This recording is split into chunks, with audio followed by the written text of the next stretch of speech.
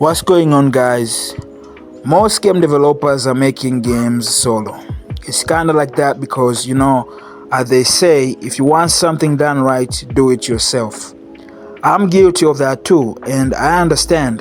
Even though if I was to go back in time and if I had cash, I would definitely not do it myself completely. I would seek for help on my projects because doing it on your own is a mess.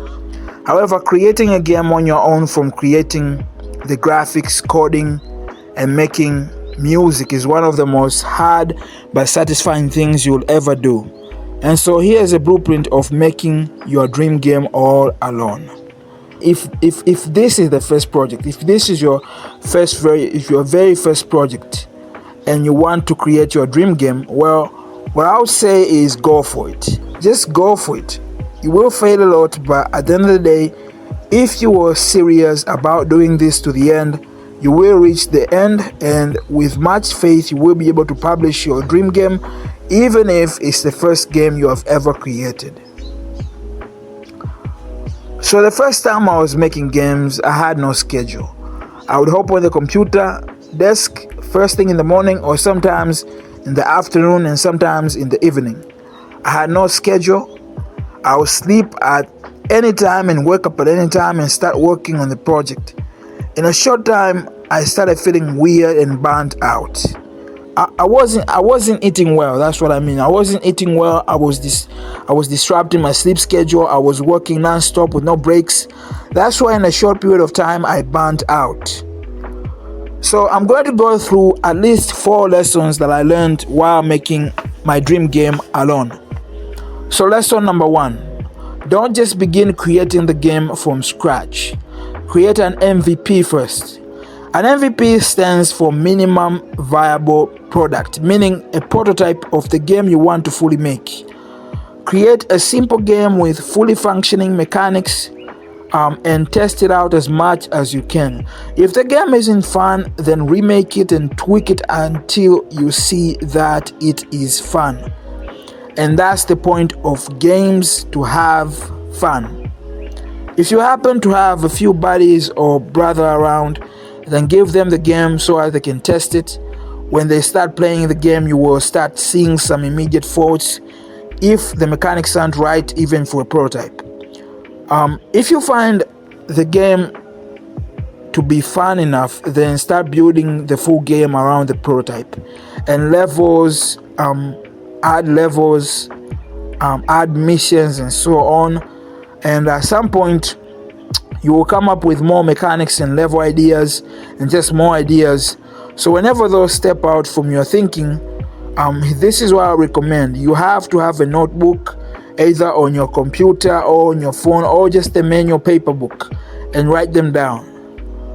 Okay, so let's go to lesson number 2 I've learned. So lesson number 2 is make a schedule. Stick to your schedule and remember to put some days off. As a guy who has suffered from anxiety for a long time, I can tell you this.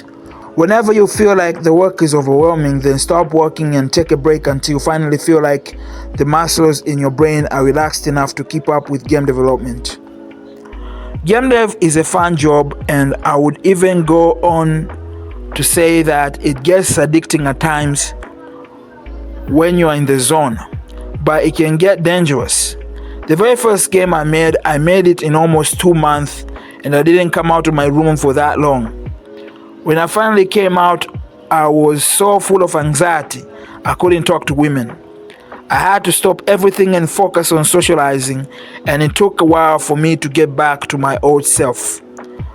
One thing that I do these days is to take at least 1 hour evening walks, and I can say that it really helps me get in tune and remember that I am a human being living in society.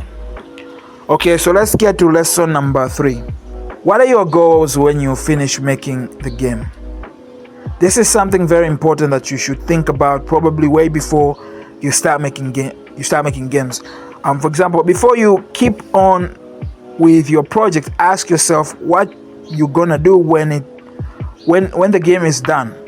On your schedule, put a deadline that on that date you will have completed the project. Although most of the time for the project to be completed, it will go way beyond the selected date. So, do you want to make money from your game, or are you making the game to pass time?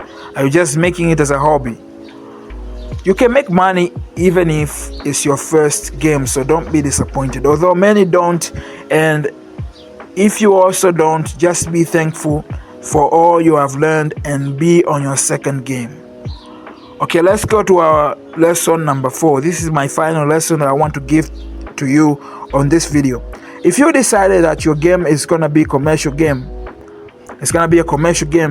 then you will need to learn marketing.